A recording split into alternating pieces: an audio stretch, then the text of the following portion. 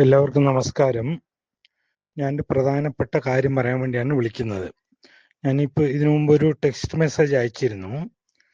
അതായത് മണ്ണുവിൽ ആശുപത്രി കുന്നില് ഒരു കടുവ വന്ന് കൂടിയിട്ടുണ്ട്. ആ കടുവ വന്നിട്ട് അവിടെ ഒരുപാട് നായകൾ ഉണ്ടായിരുന്നു. ആ നായകളെ മുഴുവൻ തിന്നു തീർത്തു. എന്നിട്ടാണ് മിനിങ്ങാന്ന് ആ കടുവ ഒരു വളർത്തുനായനെ പിടികൂടി തിന്നത്, ബഹുമാനപ്പെട്ട ശ്രീ ശശിധരന്റെ നായനെ. അത് കഴിഞ്ഞിട്ടും ഇന്നലെയും മിനിഞ്ഞാന്നും ഒക്കെ കടുവയുടെ സാന്നിധ്യം ആ പ്രദേശങ്ങളിൽ അനുഭവപ്പെട്ടിരുന്നു. അപ്പൊ എനിക്ക് മനസ്സിലായിരുന്ന ഒരു കാര്യം, ആ കടുവയ്ക്ക് കാട്ടിക്കേറി ഇര പിടിച്ച് ഒരു മൃഗങ്ങളെയും പിടിക്കാൻ കഴിയില്ല എന്നാണ്. അപ്പം അതിന്റെ അർത്ഥം ഈ നായകൾ തീർന്നു കഴിയുമ്പം ആ കടുവ വീണ്ടും മനുഷ്യയെ പിടിച്ച് തിന്നും.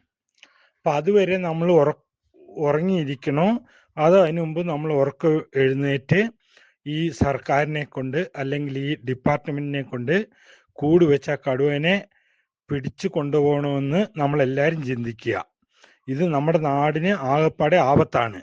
ഗവൺമെന്റ് ഹോസ്പിറ്റൽ അടുത്തുണ്ട്. ആ ഹോസ്പിറ്റലിലേക്ക് പിള്ളേര് വരും, വയസ്സായവർ വരും, ഗർഭിണികൾ വരും, എല്ലാവരും വരും. അപ്പം ഈ കടുവ അതിന് മൃഗങ്ങളെ കിട്ടില്ല, അത് മനുഷ്യരെ പിടിക്കും എന്നുള്ളത് ഉറപ്പാണ്.